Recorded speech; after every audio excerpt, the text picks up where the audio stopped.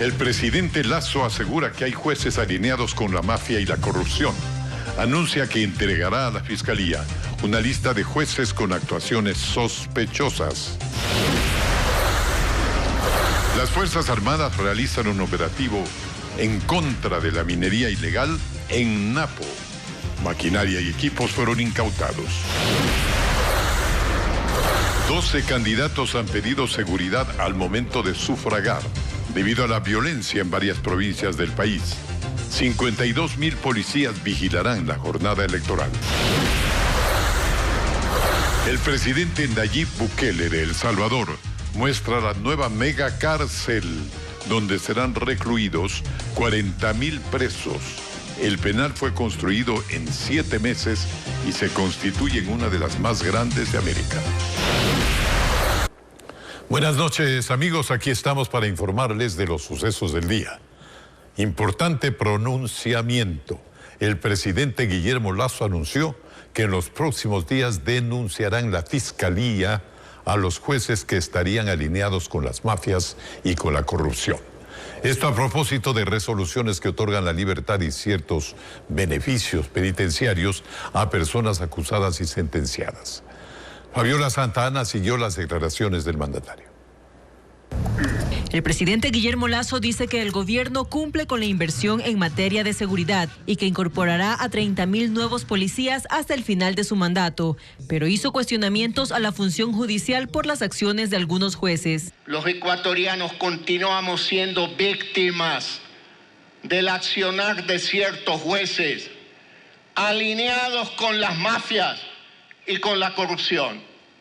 Tenemos que poner la mirada en aquellos malos jueces para que el Consejo de la Judicatura los retire de la función judicial. Pero no solo eso, sino que presentaremos las denuncias correspondientes ante la Fiscal General del Estado para que ella investigue los delitos que han cometido esos malos jueces. También pidió a la Asamblea Nacional hacer su parte y que tramite la propuesta de enmienda para que las Fuerzas Armadas apoyen el trabajo policial sin necesidad de estado de excepción. Le quiero decir a la Asamblea Nacional que ya pueden trabajar, que ya terminó el Mundial de Fútbol, que ya no hay partidos de fútbol que ver. Y sobre las denuncias periodísticas y judiciales de corrupción en el sector eléctrico, cree que su gobierno está bajo ataque. Grosero, mentiroso, que bajo el título de periodistas desarrollan actividades que son tipificadas como un asesinato a la reputación de un gobierno honesto y asesinato a la reputación de un presidente de la República que no acepta chantajes, no acepta condicionamientos y que jamás pautará a cambio de que lo aplauda ningún medio de comunicación. En esa misma línea hizo un nuevo llamado a la ciudadanía. No comamos cuento. Hay unos viejos políticos por ahí que van por las radios preguntando por las obras de Lasso, que ya le hemos contestado. Y hay otros por ahí que solamente su discurso está encaminado a lograr la impunidad de sus compinches. Este gobierno no tiene compinches. Mientras que a los uniformados llamó a controlar casa adentro para que no se infiltre el crimen organizado. Las declaraciones fueron emitidas en el marco del ascenso de 9 oficiales y la condecoración a funcionarios del gobierno y policías nacionales. La Comisión Nacional Anticorrupción plantea una reforma penal para obligar que los detenidos por corrupción no puedan obtener su libertad si antes no cumplen con el pago de indemnizaciones y reparaciones al Estado. William Young nos informa que esta propuesta será entregada a la Asamblea Nacional. ¿Cómo lograr que los corruptos paguen el dinero por sus actos ilegales? Es un viejo anhelo, según el coordinador general de la Comisión Nacional Anticorrupción, Germán Rodas. Por eso indicó que tienen lista una propuesta de reforma al Código Integral Penal para que ningún corrupto se salve. Con la finalidad que los individuos que han sido sometidos a la cárcel por la corrupción no salgan sino cuando paguen todo o un altísimo porcentaje, porque lo que ocurre es que lo que está favoreciéndose con este tipo de situaciones es la impunidad. Y citó dos ejemplos. Jorge Glass, acusado por asociación ilícita, en el caso Odebrecht, debe pagar $7.500.000 por reparación integral. Mientras que por el delito de cohecho en el caso Sobornos, la justicia le ordenó cancelar otros $778.000 como reparación integral. En el caso de Alexis Mera, que salió de prisión en prelibertad el pasado viernes por el delito de cohecho en el caso Sobornos, debe cancelar $778.000 como reparación integral. Ahora, ambos fuera de la cárcel. Ellos no han devuelto un solo centavo al Estado ecuatoriano, es decir, salen luego de 3, 4 años, un poco más en el caso de Glass, pero sin devolverle un solo centavo al Estado ecuatoriano, sin que se cumpla la sentencia que los condenaron. Y cree que las fisuras no solo están en el sistema judicial. La Fiscalía, me parece, con claridad, no ha continuado con las investigaciones que debía investigar. La Procuraduría no ha hecho, o ha hecho muy poco para recuperar, porque es a la institución que le corresponde recuperar el dinero que fue robado al pueblo ecuatoriano. Y en eso coincide Rodas. Advierte que un sistema judicial permeable da cabida a estas irregularidades. Entre la corrupción y la impunidad existe una perversa ecuación que va ciertamente liquidando la propia existencia de nuestro Estado. Esta propuesta de reforma será entregada la próxima semana en la Asamblea Nacional, donde esperan tener eco. Se abre el debate entre especialistas de derecho para aplicar medidas que resguarden la integridad física de los funcionarios judiciales. Una de las iniciativas es tener los llamados jueces sin rostro. Sin embargo, la propuesta podría no resultar viable, como ocurrió en otros países de Latinoamérica. Diego Cuenca conversó con magistrados que coinciden en algo, en la falta de recursos para invertir en seguridad para los servidores judiciales.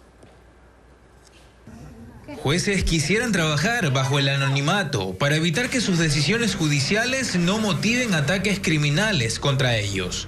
Pero desde la Corte Provincial del Guayas aseguran que no se puede aplicar esa medida. Que la figura de los jueces sin rostro no puede ser aplicada en nuestro país, porque la Corte Interamericana de Derechos Humanos ha determinado que todas las personas que son llevadas a juicio tienen derecho a conocer la identidad de sus juzgadores. Sin embargo, se abrió el debate y los especialistas en jurisprudencia apuntan a tomar medidas radicales contra el narcotráfico, que amenaza a los magistrados y en ocasiones los sumerge en corrupción. Por eso, Adrián Pérez insiste en los jueces sin rostro. Y enviar a jueces que dicten sentencias desde Estados Unidos. Y ahí quizás sea innecesario que sean sin rostro.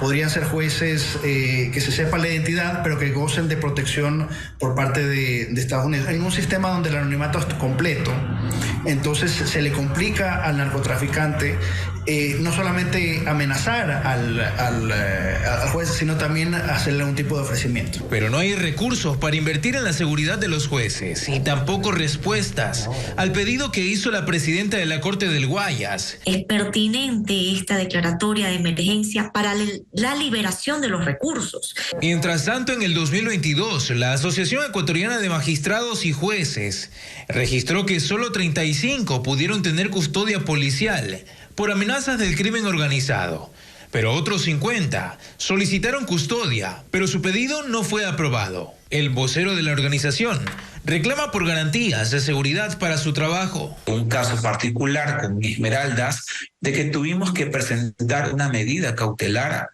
esto en contra del Ministerio del Interior, para que nos puedan dar una seguridad inmediata a los jueces que pues ellos tenían amenazas y estaban viviendo en la incertidumbre y en el temor por parte de la delincuencia organizada que se vive pues en esta provincia fronteriza. Mientras se esperan cambios en la función judicial, el último atentado ocurrió el lunes contra una jueza y su secretario, que fueron baleados en Manabí. 3 nuevos frentes de minería ilegal detectó el ejército en la provincia de Napo. La maquinaria fue incautada en los campamentos. En los 2 últimos años, las Fuerzas Armadas han ejecutado 8 operativos en la zona. Carla Delgado, con pormenores. Con el apoyo de diversas instituciones estatales y luego de varias semanas de labores de inteligencia, las Fuerzas Armadas detectaron 3 frentes de minería ilegal en la comunidad de Izcayacu, en el cantón Carlos Julio Arosemena, en Napo. Según explicaron, se trataría de un nuevo punto de extracción minera irregular. Con un total de 6 máquinas excavadoras inhabilitadas. Ellos utilizan unas clasificadoras tipo Z, también bombas de agua, todo lo que utilizan ahí, incluido canastillas de combustible que tienen de 55 galones, con tanques de 55 galones de combustible para poder alimentar a las máquinas y poder realizar este delito, porque la minería ilegal es un delito. Las maquinarias y material incautado fueron entregados a las autoridades. Advierten que la minería ilegal ya ocasiona otros problemas graves en esta comunidad. Estos delincuentes o estos grupos que están actuando con minería ilegal están contaminando a la gente de las comunidades. Quiere decir que llegan con dinero, les hacen que se conviertan en transportadores de combustible, que luego les pagan el galón a 3 veces el costo que ellos consiguen. Incluso hay información de que se tiene ya el tráfico de drogas en el interior de las comunidades. Sostiene que la minería ilegal en la provincia se extiende de manera acelerada, por lo que han sugerido varias estrategias al gobierno. Le habíamos recomendado que una creación de una unidad de control de hidrocarburos y de combustibles en la provincia se haría bastante, porque usted sabe que una máquina de ese tipo tiene que alimentarse con cerca de 30, 20 galones diarios, porque trabajan 24 horas. Este es el primer operativo de minería ilegal en esta provincia en lo que va del año. Durante 2022 se efectuaron 7 operativos, uno de ellos en la zona del Yutsupino. El Frente Parlamentario Anticorrupción entregó a la Fiscalía una denuncia sobre irregularidades en los contratos para la repotenciación de 3 corbetas de la Marina. Según la investigación, las 3 embarcaciones tienen radares que no funcionan. Francisco Garcés con este informe. Según el Frente Parlamentario Anticorrupción, entre el 2014 y 2018, la Marina invirtió $16,2 millones en la adquisición de comunicaciones, equipos de guerra electrónica y la repotenciación de radares para las corbetas Los Ríos, Manabí y Loja, pero los equipos no estarían funcionando. El legislador Ricardo Vanegas, quien lideró la investigación, dijo que las contrataciones irregulares ponen en riesgo la seguridad nacional. Los radares que funcionan en las 3 corbetas de la Armada Nacional no funcionan y han permitido que las rutas del tráfico de drogas ingresen por el mar al Ecuador. En su informe, el Frente establece que los casos en los que se ha detectado a miembros de la Marina en actividades irregulares, incluido el narcotráfico, constituyen prueba irrefutable de que en el alto mando de la Armada existe una total falta de liderazgo, un incumplimiento y descuido de sus tareas principales, así como una aplicación inadecuada del espíritu de cuerpo institucional. Estos días se ha publicado inclusive la preocupación que tiene el gobierno nacional de los nexos que pueden tener marinos con el tráfico de drogas. ¿Hay infiltraciones de narcotráfico? Eso de ahí casualmente es el motivo de esta investigación. El documento detalla varios procesos de contratación que serían irregulares, como la de $3,8 millones para poner en funcionamiento un banco de pruebas para motores, que nunca se usó por presentar fallas. Y advierte que actualmente está en marcha el proyecto de modernización de las corbetas Esmeraldas, El Oro y Galápagos, en el que se invertirán $150 millones. Está a cargo de los mismos marinos que hicieron las contrataciones previas y se prevé adquirir los mismos equipos que no estarían funcionando en las otras embarcaciones. Todo lo que están aquí son los informes reservados que los entregó el Ministerio de Defensa. Yo le estoy pidiendo a la Fiscalía que nos manden, que nos envíen una persona con la línea de custodio para que esa documentación no se pierda. Pedimos una versión del Ministerio de Defensa en donde se analiza la situación antes de dar una explicación. Y vamos a destacar algo de los temas internacionales. El Salvador inaugura la cárcel más grande de Latinoamérica. Vamos con Juan Carlos Aizprúa para que informe con detalles sobre esto. Juan Carlos. ¿Qué tal, Alfonso? Amigos, efectivamente, se llama Centro de Confinamiento del Terrorismo y fue construida en una zona rural. De hecho, esta infraestructura está aislada en un valle cercano a la zona de Tecoluca, a 74 kilómetros del sureste de la capital, es decir, de San Salvador. Su edificación duró 7 meses y tiene una extensión de 23 hectáreas. Y aquí un dato muy importante, tiene capacidad para aproximadamente 40.000 detenidos, 40.000 reos. El presidente Nayib Bukele recorrió la estructura que cuenta con alta tecnología para recluir a pandilleros. Veamos. La guerra contra las pandillas, emprendida por el presidente salvadoreño Nayib Bukele, llega a un nuevo nivel con la construcción de una cárcel exclusiva para miembros de grupos criminales. Se trata del Centro de Confinamiento del Terrorismo, un enorme complejo que cubre un área equivalente a 7 veces el Estadio Olímpico Atahualpa, ubicado en Quito. Muros de concreto con 11 metros de altura, 19 torres de vigilancia y cercos cargados con 15.000 voltios de electricidad rodean la estructura que tiene capacidad para 40.000 presos y está ubicada en una zona rural. El presidente Bukele recorrió las instalaciones mientras el director general de Centros Penales daba los detalles de la seguridad. Y es que todo este centro de confinamiento mantiene el régimen que es de máxima seguridad. La cárcel cuenta con varios pabellones para albergar 2.500 reos cada uno. Además está equipada con una moderna tecnología de vigilancia para garantizar que nadie pueda salir del recinto. El centro penitenciario tiene celdas de confinamiento, pero también 64 talleres para que los prisioneros trabajen. Ingresaban prostitutas, de todo. De todo, señor Claro, presidente. tenían computadoras. Así es. Pantallas, PlayStation, sí, celulares.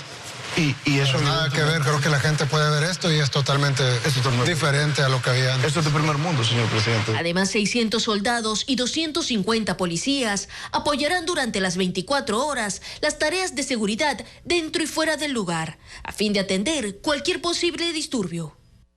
La prisión, considerada por las autoridades como la más grande de Latinoamérica, fue construida en solo 7 meses y forma parte de la guerra contra las pandillas que mantiene bajo régimen de excepción a ese país desde marzo del año pasado y que ha llevado a la detención de más de 60.000 personas. Por ahora, las autoridades no han informado cuándo comenzarán los traslados a la nueva cárcel.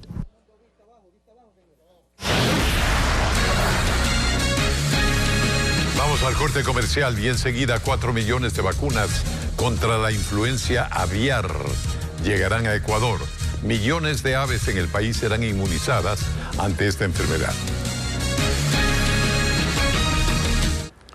Seguimos informando. La Policía Nacional operará con todo su contingente este domingo durante las elecciones.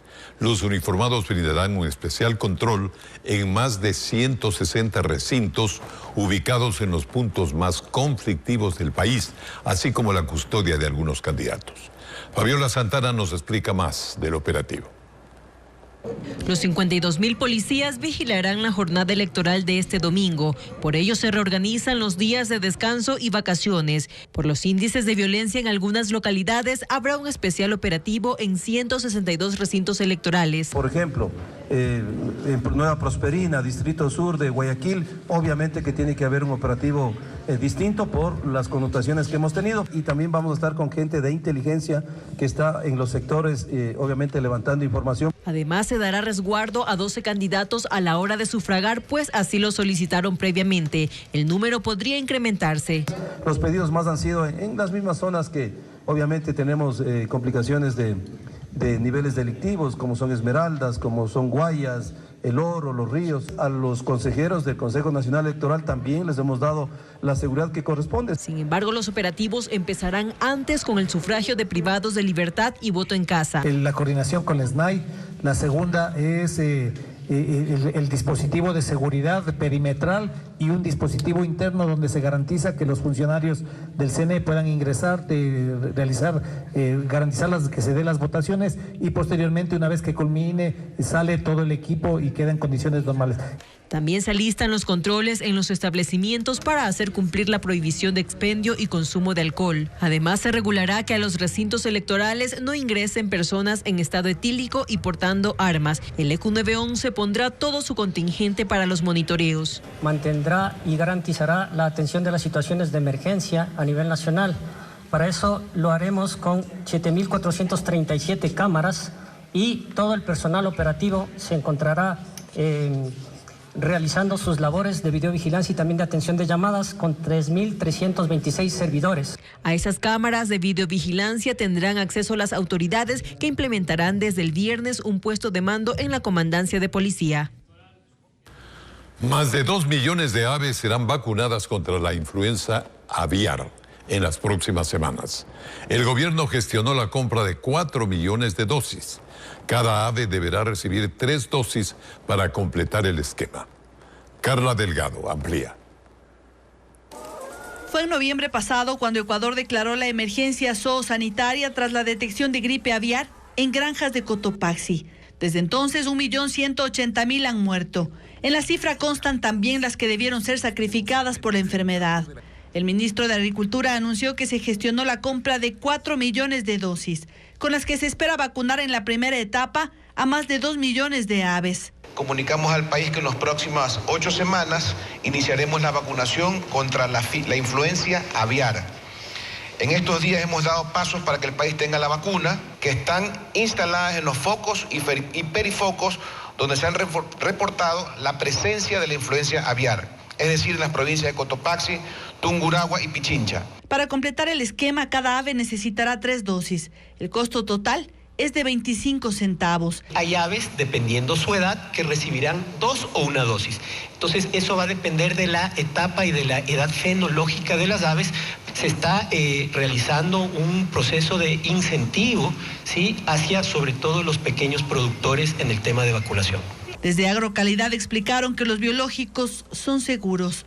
¿Qué quiere decir esto? Que no constituye un riesgo para el ser humano, ni la aplicación, ¿sí?, ni el consumo de los productos. La industria avícola produce unos 263 millones de pollos, que representan unas 495.000 toneladas de carne y más de 4 millones de huevos. La ley tributaria que entró en vigencia en noviembre del 2021 por iniciativa del gobierno y gracias a la abstención del correísmo seguirá vigente. La Corte Constitucional, con 5 votos a favor y 4 votos salvados, le dio la razón al presidente Guillermo Lasso, quien objetó totalmente la derogatoria con la que llegó el legislativo y buscó echar abajo esta norma. Ahora ese intento deberá ser archivado por disposición de los magistrados.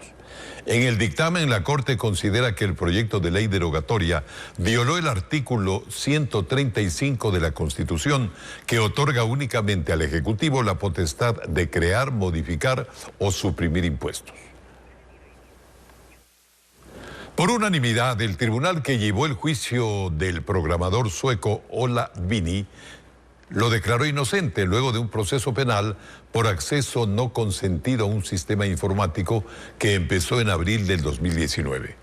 La Fiscalía no está de acuerdo con el fallo y anunció que apelará, mientras la defensa de Vini dice que prepara acciones para limpiar su nombre. Nos informa Jacqueline Rodas. La noche de este martes, por unanimidad, el tribunal que llevó el juicio por acceso no consentido a un sistema informático en contra del programador sueco Ola Vini lo declaró inocente tras una corta deliberación. Justicia, se hizo justicia en el caso de Ola Vini. La misma justicia que nosotros venimos pidiendo desde hace casi 4 años que empezó esta locura. La emoción que sentimos como abogados es indescriptible, porque al fin un tribunal completamente independiente y además por unanimidad estableció la inocencia de Ola Vini. Ola Vini fue detenido en Quito el 11 de abril de 2019, el mismo día que su amigo Julian Assange era arrestado en Londres tras la decisión del gobierno ecuatoriano de quitarle el asilo. Estuvo en prisión durante 70 días y luego le dieron medidas alternativas. En su momento, el entonces presidente Lenín Moreno y quien fue su ministra María Paula Romo lo acusaron públicamente. Han surgido más y más pruebas de que el señor Ola Vini ha intervenido no solamente en la política del Ecuador, sino en la política del mundo entero. Tenemos evidencia suficiente de que ha estado colaborando con los intentos de desestabilización en contra del gobierno. Ahora la defensa de Olavini prepara acciones. Acudiremos a las instancias superiores, nacionales e internacionales de ser necesario para que, lógicamente, Ola tenga una reivindicación de su nombre, que incluirán, por supuesto, indemnizaciones de daños y perjuicios. Y quiero ser muy enfático en esto. Serán contra todos, absolutamente todas las personas que intervinieron en este sinsentido. El fallo que ratifica la inocencia de Olavini es de primera instancia. La Fiscalía no está de acuerdo con la decisión del tribunal y a través de Twitter anunció que apelará. Entonces el caso pasará a otro tribunal para que resuelva el recurso y aún podría subir a casación en la Corte Nacional antes de que la sentencia quede en firme. En medio de cuestionamientos, la comisión multipartidista que investiga el caso Encuentro continúa con su trabajo en la Asamblea. Legisladores de varias bancadas tienen dudas del resultado del proceso. Francisco Garcés recogió opiniones.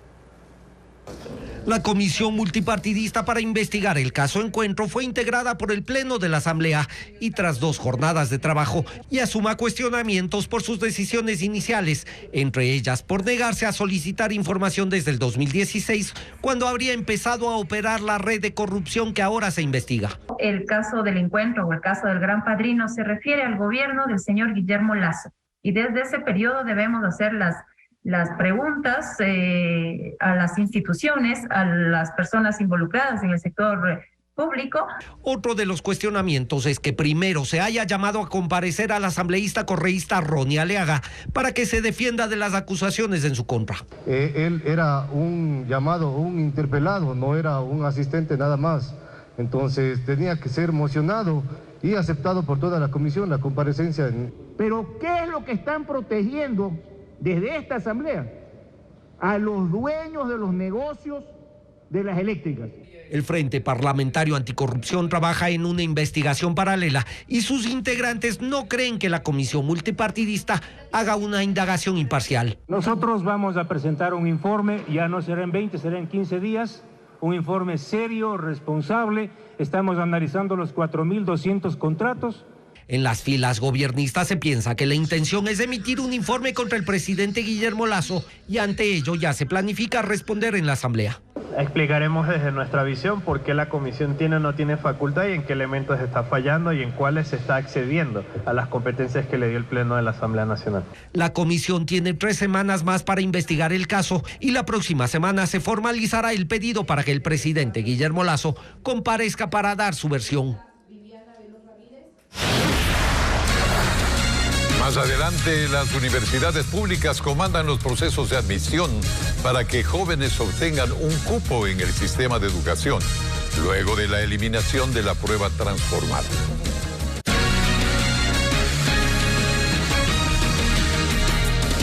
Seguimos informando. En estos momentos se registra un dantesco incendio en una bodega de llantas y cartón ubicada en la vía Durán-Tambo, en la provincia del Guayas. Videos que se han viralizado en las redes sociales reflejan la magnitud del siniestro. Incluso una gran columna de humo negro se pudo divisar desde largas distancias. Personal del Cuerpo de Bomberos se trasladó al punto y trabaja para controlar esta emergencia. Por el momento es una noticia en desarrollo. Y más de 300.000 jóvenes se han registrado para los procesos de admisión en las universidades públicas del país. Ahora las instituciones de educación superior se encargarán de realizar las pruebas luego de la eliminación del examen tomado por el gobierno.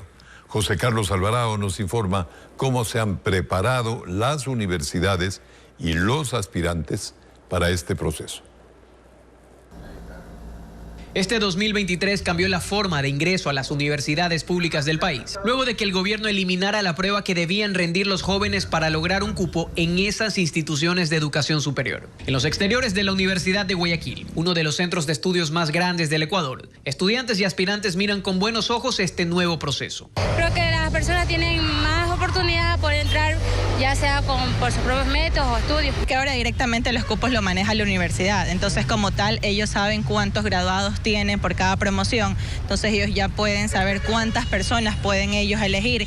Pese a esta independencia, la Secretaría Nacional de Educación Superior, Ciencia, Tecnología e Innovación, CENESIT, levantó un registro nacional obligatorio para quienes deseen acceder a una universidad pública. Con esta base de datos, las instituciones que llevan su propio proceso de admisión deben cotejar información de los aspirantes. Así lo explica Carmen Vaca, directora de admisiones de la SPOL, una de las instituciones que lleva su proceso y quien cuenta que en esta etapa se evitaría un doble registro en el sistema. El estudiante, si postula en varias universidades públicas, finalmente acepta el cupo en una sola de ellas.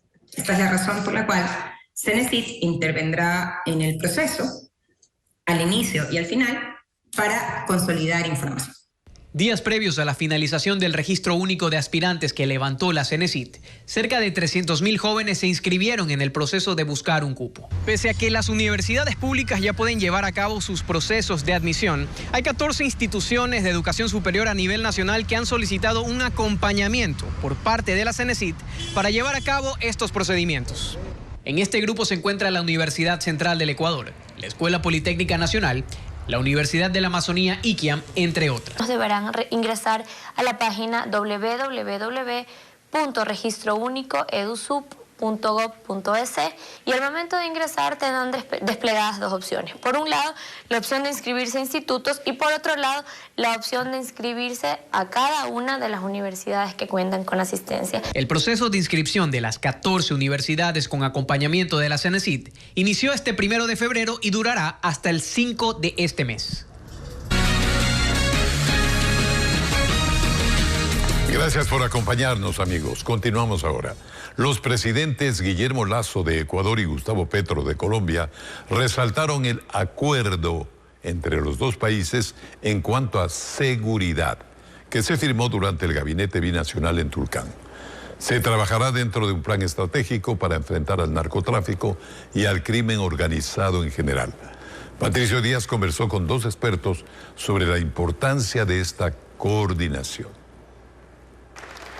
El presidente Guillermo Lasso no solo habló sobre cooperación o coordinación, sino sobre un plan estratégico de seguridad y defensa, en el cual se delinearían las acciones de Ecuador y Colombia en la frontera para enfrentar al narcotráfico y el crimen organizado. El general en servicio pasivo, Wagner Bravo, resalta este acuerdo, pero señala en especial los esfuerzos que se esperan de nuestro vecino del norte. El Ecuador siempre ha estado preocupado en cómo Colombia controla la parte sur de su frontera, la que colinda con nosotros, y no solamente que controle, sino que hay una presencia real del Estado colombiano. El excomandante general del Ejército, Luis Altamirano, dice que si bien se llega a esta coordinación en el campo militar, hay que mirar también en combatir las causas de esos males. Tiene que trabajarse también con la problemática que existe en el tejido social. Caso contrario, esto se puede traducir simplemente en lo que hemos visto a lo largo del tiempo, en una cacería permanente del gato al ratón. El plan fue delineado por los altos mandos militares, supervisado por los ministros de Defensa y se confirmó por los jefes de Estado.